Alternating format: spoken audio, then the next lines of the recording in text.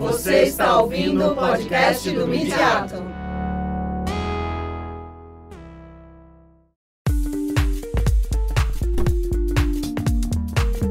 Olá, eu sou Sofia Franco e você está ouvindo o Midiato Memória, um podcast desenvolvido pelo Midiato, Grupo de Estudos de Linguagem e Práticas Midiáticas, sediado na Escola de Comunicações e Artes da Universidade de São Paulo, coordenado pelas professoras doutoras Rosana de Lima Soares e Mayra Rodrigues Gomes.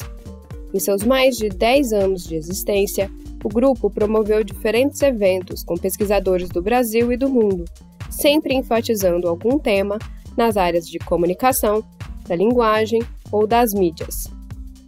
Neste podcast, vocês vão ouvir uma seleção de algumas dessas apresentações, com destaque, em um primeiro momento, aos principais conceitos abordados nesses debates.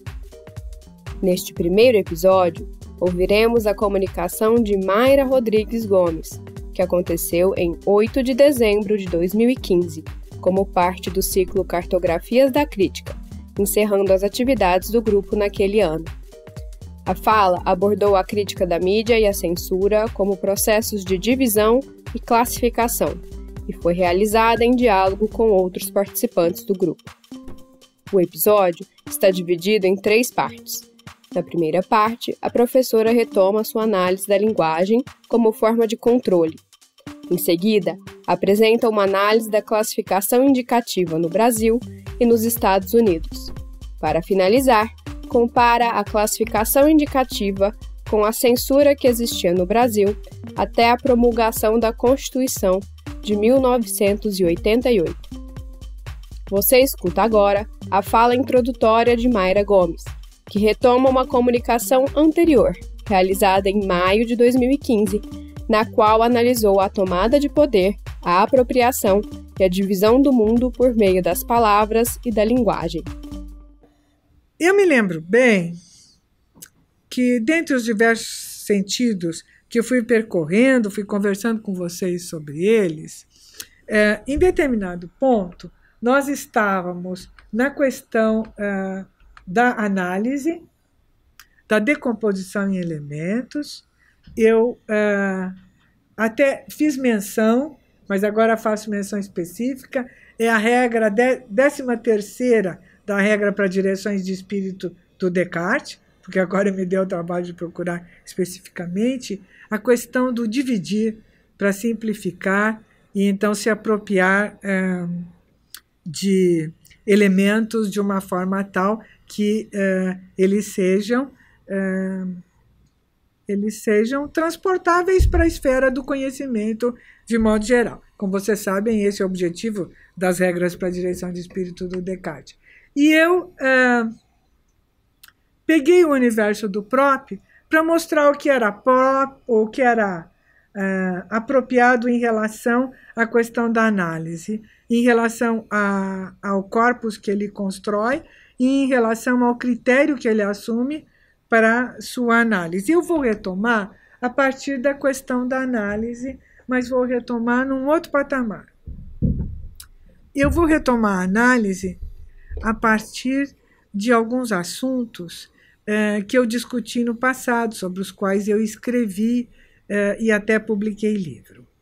E vou tomar como condição humana, o que é um tanto complicado, porque a gente cai no universo de uma sobredeterminação de tudo. Para um Chomsky é super tranquilo, para outros isto não vai ser considerado talvez uma boa coisa. O que eu quero dizer? Eu quero dizer que quando a gente começa essa apropriação do mundo via linguagem, e considerando linguagem como algo de caráter instintual, orgânica fisicamente instalada, por orgânica nós estamos pensando o corpo e pensando cérebro e suas conexões.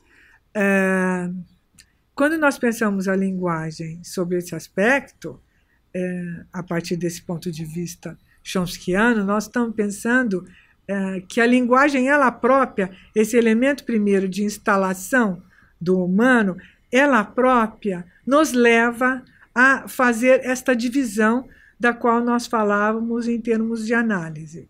E que essa divisão leva ao que alguns vão chamar de estratos, alguns vão chamar de campos, e o Foucault, em alguns momentos, chamou de quadriculamento.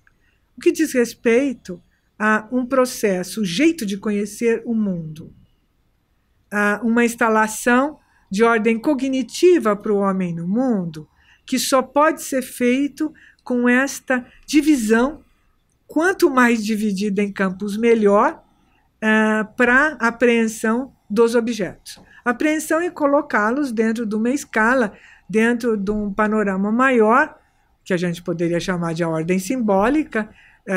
Não vamos entrar na onde vem isso, que não é o caso agora, no momento, mas esta é mais do que uma estratégia, muito mais do que uma estratégia, uma metodologia de conhecimento, como a gente tende a pensar quando está trabalhando dentro da academia. Não se trata de uma estratégia. Este é o primeiro e único jeito de nós, seres humanos, abordarmos o mundo em termos de apreendê-lo. Ou seja, nós fazemos espontânea e naturalmente essa divisão, esta repartição, esse quadriculamento do espaço, seja ele espaço físico ou espaço cultural. Fazemos essa divisão para pegar esses pedaços e remexê-los e olhar cada pedaço como se estivesse olhando um prisma, examinar cada lado, cada possibilidade. Claro que isso nos leva a uma questão que vai estar por trás da colocação de um quadriculamento do espaço, vai estar por trás de um pensamento do Foucault, que é esse quadriculamento não é feito aleatoriamente, mas ele condiz com uma tomada de poder, com uma necessidade de controle. Para nós, pensando linguagem sobre esse aspecto e unindo essa afirmação do Foucault, o que nós temos aí? Nós temos algo do tipo velho, antigo. Essa frase foi formulada por vários pensadores, de tal modo que eu, particularmente, não sei quem foi que primeiro trouxe à tona. Saber é poder. Então, essa primeira tomada de cognição do mundo, que faz essa divisão toda, que é, portanto, analítica, que é, portanto, crítica no sentido geral, esta tomada, desde o início, é uma tomada de poder sobre o mundo. Nós temos vários patamares para nós, pensando a crítica, que foi a proposta da Rosana no início desse ano, nós temos vários patamares em que nós vamos pensar a crítica, então, sobre um outro viés, como um projeto de controle do seu objeto, que leva, então, a um saber sobre o objeto, e como sempre conduzindo a uma função disciplinar. Na realidade, grosso modo, nós poderíamos dizer, associá-la muito a um dispositivo disciplinar. Só que no patamar em que nós estamos, é como se esse dispositivo disciplinar fosse fisiológico orgânico, nesse nível em que eu acabei de colocar. Claro que ele vai sair para o mundo e reverberar em muitas outras coisas, vai se materializar como dispositivos, às vezes até bastante concretos e objetais mesmo, no sentido da materialidade do mundo. Então, o que eu estou colocando nesse momento? A questão desse quadriculamento do espaço, do controle, da função disciplinar, que seguem necessariamente, como lógica, uma propriedade da crítica sob o aspecto em que nós viemos desenvolvendo desde maio. E daí eu saltei para as categorias que são construídas a partir desse quadriculamento. Claro que elas são, do ponto de vista da linguagem ou da linguística, elas são sempre arbitrárias, ou seja, elas não dizem respeito a nenhuma essência do mundo. Ela diz respeito a uma tomada que é uma tomada de saber-poder e que então está enviesada, atravessada por alguns interesses bastante materiais, conforme tempo e época. Então, essas categorias criadas, aquelas mesmas criadas pelo próprio, que eu anunciei anteriormente na palestra passada, elas próprias têm uma visada. O próprio procurava alguma coisa, só para lembrar, que, aliás, era o que todo mundo estava procurando na época dele. Eu não sei se eu falei isso da outra vez. Todo mundo em ciências humanas procurava constantes, invariantes, procurava leis. Não queria trabalhar com um universo que fosse tão instável, volúvel ou indefinível como, em geral, eram os estudos, são, ou serão, como se queira colocar, estudos dentro da área de ciências humanas, se comparados àqueles desenvolvidos dentro da área de ciências exatas. Então, o que ele queria? Ele queria procurar, como todo mundo de sua época, as constantes ou invariantes que nós chamamos de leis, que regem determinados processos. A própria análise que ele faz, ou o trabalho crítico que um próprio faz, é cortado, recortado por interesses de uma cultura. E acho eu que nós temos que sempre olhar para essas categorias que são criadas,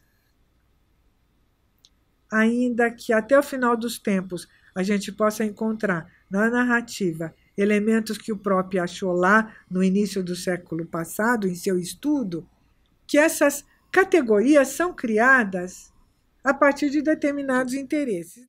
Acompanhamos a seguir Mayra Gomes apresentando suas considerações sobre censura e classificação indicativa, tema do volume 3 da coleção de sua autoria, Bordando o Manto do Mundo, publicada pelo selo editorial Críticos, do Midiato. Daí eu parti por um outro viés das pesquisas a que eu tenho me dedicado, ou aquilo sobre o qual eu procuro refletir, sempre sobre um ponto de vista conceitual, porque eu sou uma pessoa bastante viciada na questão de teoria e conceitos. Eu parti para essa análise da classificação indicativa do ponto de vista desse quadriculamento feito do espaço. Primeiro eu queria dizer uma coisa, estou mostrando esse quadro para mostrar um processo que é inerente desse desdobramento, essa tendência a desdobramento desde o início dos tempos. É desdobrar, desdobrar, quanto mais desdobrar e compartimentar, melhor. Deem uma olhada para isso. Não tem nenhuma classificação no mundo inteiro que faça isso que a nossa fez. Ó a sequência. 10, 12, 14, 16, 18. Se descuidar, de 2 em 2 anos. Se descuidar, se deixar pelo gosto do mundo ou da humanidade, essa sequência pode continuar até a 4ª idade, como diria a Cíntia, numa boa. Agora, essa classificação de uma mudança de postura fisiológico-cultural a cada 2 anos para um ser humano crescendo, se formando, isto é altamente impugnável. Quem é que disse que há uma diferença fundamental entre a criança de 12 e a criança de 14 anos? Ou, se vocês quiserem, o adolescente, conforme a perspectiva que você esteja tomando a coisa. Há muito tempo atrás, 12 anos era criança. Talvez hoje não seja a terminologia. Por que eu estou mostrando isso? Eu estou mostrando isso aí para vocês verem um tipo de recorte e uma tendência a esmiuçar e fazer divisões cada vez menores para hierarquizar, qualificar e arbitrar sobre determinadas circunstâncias. Então, eu até trouxe hoje também, esse trecho do manual, em que fala sobre os 3 eixos sobre os quais se funda essa classificação. Na realidade, a classificação em 10, 12, 14, 16, o Ivan tem um artigo escrito sobre isso, só Deus sabe de onde tiraram os princípios científicos jurídicos, sejam eles de ordem psicológica, sejam eles de ordem fisiológicas, para fazer essa divisão. Não há fundamento nenhum para essa divisão, a não ser essa necessidade que eu estou apontando desde o início, essa necessidade que faz parte do nosso processo de cognição e nosso processo de tomada saber-poder, que é da divisão em compartimentos. Quanto menores, melhor, porque parece mais nítido, mais explicado e mais justificado. Não há nada no mundo que nos possa dizer que esta divisão feita pela nossa classificação seja sustentável. No entanto, ela se sustenta aludindo a estudos, vagamente. Estudos de psicólogos, estudos de médicos, estudos de sociólogos, etc, etc. Mas não fala que estudos são esses. Mas não interessa. Para o mundo, esta divisão, arbitrária que seja e não justificada, já passou, já pegou e já está assentada. Quando se faz um quadriculamento, as justificativas psicológicas, isso é sempre assustador para mim, do alto da minha idade, que as justificativas que venham para esse quadriculamento, para essas divisões, não tenham nunca sustentação alguma e, no entanto, as divisões vão passando e, às vezes, se perpetuando. Veja, a classificação fundamenta-se na análise de dois grandes conjuntos de temas: violência, sexo e do subtema drogas. Não é subtema, na realidade, porque ele é realmente um tema muito presente. A seguir, Mayra Gomes analisa o sistema de classificação indicativa da Associação Cinematográfica dos Estados Unidos, Motion Pictures Association, em comparação com o quadro brasileiro de classificação etária. O G é o livre nosso. O PG, que é o Parental Guidance. O Parental Guidance significa que o pai e a mãe têm que decidir, se é conveniente ou não. É como se deixasse meio que em aberta a questão. O PG-13, aí a criança só pode ir acompanhada de pai, se for. E o Restricted, que é o R, vai ser proibido, né? E o NC-17, que é tudo que o mundo cinematográfico, eu não diria nem dos Estados Unidos, porque já teve briga com isso, até com a Inglaterra sobre isso. É tudo que se quer evitar, porque ele não deixa ninguém abaixo, com pai ou sem pai, ninguém abaixo de 17, de 17 anos,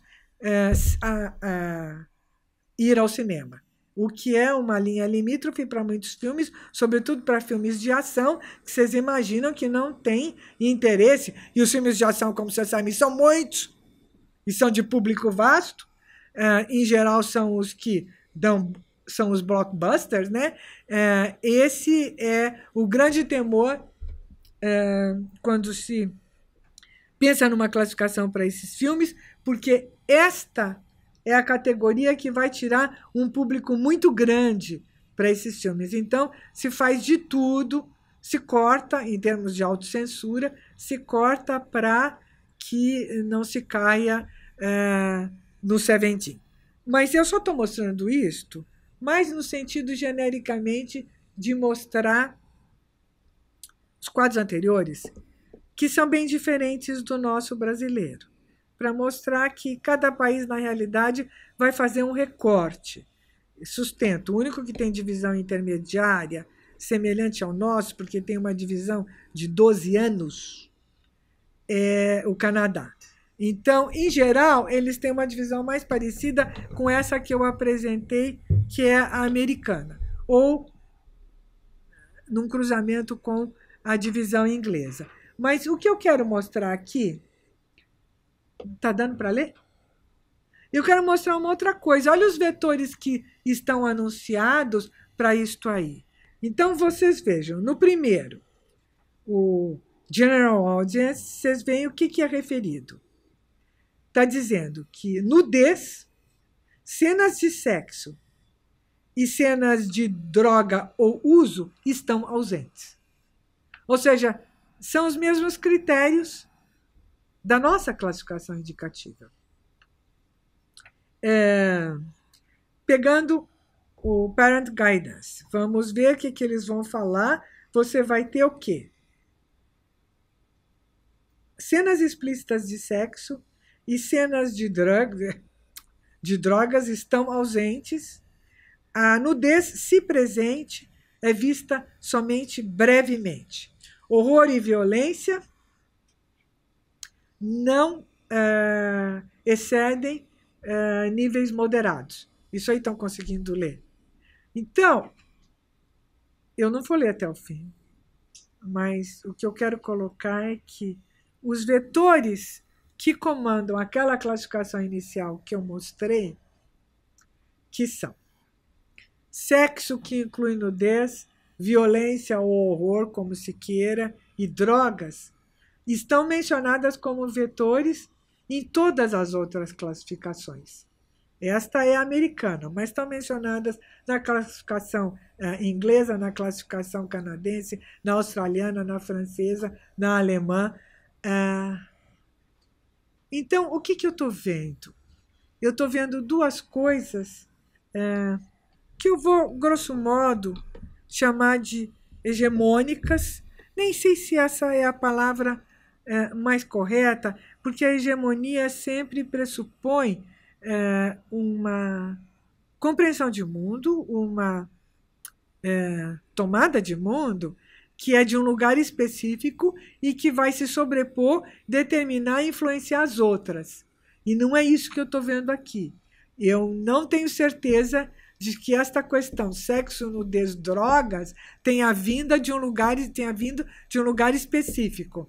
Elas estão presentes em todas essas classificações e é como se tivesse havido um comum acordo. Na realidade, algumas classificações, sobretudo a mais notória com relação a games, ela é acordo em nível mundial hoje em dia. E todos eles têm que entrar num comum acordo. Há poucos países fora dessa sociedade, associação de classificação, e nós não vamos considerar alguns cuja cultura é tão diferente da nossa, por qual a maior parte dos games com os quais nós transitamos seriam absurdamente bizarros estrangeiros e nem tem razão de existir ou ser permitido nessas culturas. Essas estão fora dessa associação, essa sociedade, mas é uma espécie de acordo geral. E o acordo geral diz respeito a uma classificação etária muito parecida com essa. A nossa é bem mais especificada, quando eu mostrei, e a esses três eixos fundamentais, que são os mesmos da nossa e são os mesmos transitando pelas classificações implementadas mundo afora, seja por órgãos governamentais, seja por órgãos particulares, porque esta é da Motion Picture Association, não é do governo, mas ela tem uma associação, vou brincar, de pais e mestres, que é quem sugere os critérios e avaliação dos filmes. Tá? Claro que sendo vinculada à indústria cinematográfica, esses critérios, na hora da avaliação, vão estar sendo bastante negociados com os próprios, com as próprias empresas cinematográficas para que seja favorecido em termos de público, vulgo, não ter nenhuma restrição de 17. O que é a minha pergunta? E o que eu tenho? Para mim é muito tranquilo que o quadriculamento é uma função cognitiva e é o jeito da gente se apropriar de um certo espaço. Isso está lá no Foucault como uma reação de força, não está, nos termos em que eu estou colocando agora, como uma propensão inata.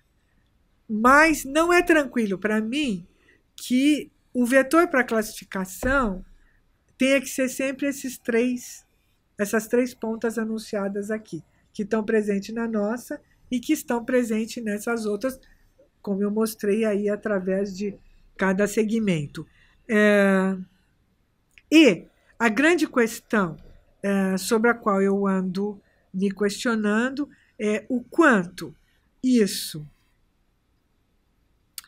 pode ser pensado em termos de uma hegemonia no Ocidente, e aí no sentido clássico de hegemonia, no sentido de influência americana, ou numa hegemonia Ocidente, no sentido de influência de alguns princípios que nos advêm da educação cristã, e por cristã agora eu estou dizendo todas as inúmeras correntes cristãs, não estou falando de uma da Igreja Católica especificamente, ou se essa questão, que é sempre dita, como o Ivan mencionou, é sempre dita com respaldo em estudos, etc, etc e tal, se essa questão ela não escamoteia outra coisa. Há muito tempo atrás, eu e a Elisa escrevemos um outro artigo sobre a questão da sexualidade e do controle da sexualidade como uma questão política. Se isto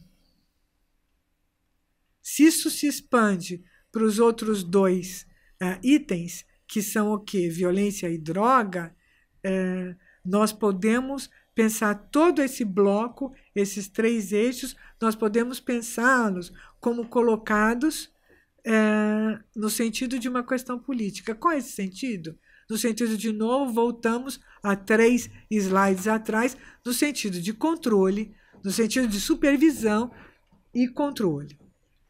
Coisa da qual, então, a gente acaba por não escapar. Eu diria, só para finalizar o que eu estou falando, porque está cheio de propostas para a gente conversar, eu só gostaria de finalizar dizendo o seguinte, que é notório que a nossa classificação em relação às outras é como se ela refinasse o quadriculamento. Acho que isso vocês puderam ver com tranquilidade. Ao refinar o quadriculamento, ela parece mais justificada, mais melhor ou mais bem fundamentada. Ela aparece aos nossos olhos que descreve um quadro cuidadoso, minucioso, que aqueles que trabalharam com isso foram absolutamente isentos porque entraram na minúcia das coisas, o que é muito complicado, porque nós estamos falando das minúcias de um quadriculamento e de contenção e controle. Eu queria colocar isso no sentido de que, nas comparações que eu tenho feito, e eu ainda não escrevi sobre isto, esta é a grande distinção da nossa classificação sobre as outras que eu tenho examinado. Mas essa não é uma questão de só menos importância. E essa é uma questão preocupante, num certo sentido, para todos nós que trabalhamos num outro viés, num outro grupo, com censura, supervisão e controle. A questão é, quanto mais subdivisão e compartimentação, você tem mais saber quem está fazendo a subdivisão, você tem mais saber, instrumentos e meios de controle sobre o seu objeto. Não quer dizer que esteja havendo mais isenção. Muito pelo contrário. A tendência, quanto mais quadriculamento, compartimentação, é realmente essa. Controle e poder. E isso me espanta com relação à nossa classificação indicativa, porque ela é a única das que eu vi até agora. E claro que não entra em conta aquelas de regimes autoritários, em que simplesmente proíbe e pronto, está proibido, não tem que dar satisfação para ninguém. Porque ela é a única com essa especificidade que eu atribuo a controle, a supervisão e controle. Ouviremos agora o diálogo da professora Mayra com o professor pesquisador Ivan Paganotti, membro também do Midiato. A pergunta que eu queria fazer é sobre a crítica. Talvez acho que a maior diferença da classificação indicativa para os processos sensórios anteriores é que ela se presume um processo descritivo e acrítico. Acrítico no próprio sentido de ponderação e valoração desses conteúdos. Sei que nisso a gente discorda, e eu queria ver a sua discordância para esse tema, porque enquanto nas censuras havia uma evidente crítica inerente da nudez, da sexualidade, das drogas e da violência... Calma. No momento atual da classificação indicativa, esses objetos são descritos objetivamente, sem que o consumo de drogas, a expressão da violência ou a da sexualidade sejam criticados em si. A única preocupação seria, olha, esses objetos podem ser incômodos para certas pessoas. Não sabemos se é bom, não sabemos se é ruim. Então, decidam. E é o papel da família escolher se assim prefere ou não prefere. Enquanto a censura tradicional, a censura que não se vestia de classificação indicativa, ela não tinha esse pudor. E ela assumia que a sexualidade, a violência e as drogas eram inerentemente condenáveis em qualquer circunstância para qualquer público. Eu sei que a gente discorda um pouco nesse ponto, eu queria que você elaborasse um pouco mais sobre isso. A grande diferença é que essa classificação de hoje, ela se pretende científica. E essas antigas não faziam apelo. Lembra daqueles nossos... Nós temos textos, eu próprio publiquei coisa, citando Barreto Filho, esses senhores que nos falaram sobre os critérios da classificação antiga, eles recorriam ao quê? Valores morais. Nossa sociedade com seus valores morais. Falavam abertamente nos valores cristãos. Falavam abertamente nos valores das mulheres honestas. Era mais do que explícito um certo panorama de mundo que conduzia. Concordo com você. E por que a gente não vê isso nessa? Essa só deslocou a justificativa. Isso que a velha classificação colocava como justificativa, nessa vem com um teor altamente dito científico. Os estudos me dizem, mas que estudos? Mas que estudo, afinal? Onde é que está esse estudo? Quem é que viu esse estudo? Estudo dos psicólogos infantis. Onde é que eles estão? Dizendo isso ou aquilo. E esses estudos de psicologia vivem se contradizendo, aliás, diga-se de passagem. Então, esses estudos que não são especificados, eles passam como um fundamento científico. Então, em vez de falar é a nossa fé cristã, é a moral das senhoras católicas, é a moral das mulheres honestas, é a moral do nosso povo, da nossa sociedade, etc. e tal, ela fala o quê? Fala desses estudos, tais, patati, patatá, e ela assume esse caráter científico. Mas, na realidade, ela está se reportando a uma espécie de consenso, a uma espécie de algo que seria majoritário em termos de uma cultura, uma espécie de consenso sobre alguns valores a nos conduzirem. Valores esses que não mais estão vinculados a argumentações de ordem religiosa, de um pudicismo, às vezes exacerbado, etc. e tal, mas que estão fundamentados. É a política do bem-estar, do bem-viver, da boa alimentação, de não comer isso não é não comer para emagrecer, faço questão, porque isso tem um objetivo específico. É não comer com a presunção de que... Não comer tal e tal coisa com a presunção científica de que não comer tal e tal coisa você é epítome da pessoa saudável. Você colocou num patamar científico coisas que são de ordem política e de nichos de mercado.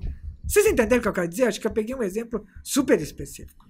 Mais política e nicho de mercado do que esta coisa do bem-estar e da alimentação saudável, impossível. Mas passa como científico e tudo. Se colar como identificação, tudo bem. A única coisa científica neste assunto, a propósito de experiências recentes, é o fato de que você pode contar calorias e que você pode se empanturrar com mais ou menos calorias e que mais calorias certamente vão te acrescentar um extra que provavelmente pode ser transformado em gordura. Tirando isso, o resto é tudo construção. Vocês entenderam o que eu quero dizer? Essas atitudes eu estou viajando num outro patamar. Mas esse é um outro exemplo ao mesmo tempo de atitudes, aí não políticas governamentais, claro, mas de uma política de mercado e que passa como ciência. Chegamos ao fim da primeira edição do projeto Midiato Memória, especial Conceitos, em que foram discutidas a crítica, a classificação indicativa e a censura como formas de controle e poder. Se quiserem se inteirar mais sobre os assuntos discutidos, incluímos na descrição do podcast uma bibliografia das obras citadas ou que tenham relação com os temas debatidos. Para acompanhar nossas outras produções, convidamos vocês a visitarem o site www.usp.br/midiato, além de seguirem nosso perfil no Instagram e no Facebook. Nos vemos na próxima edição do Midiato Memória. Até lá!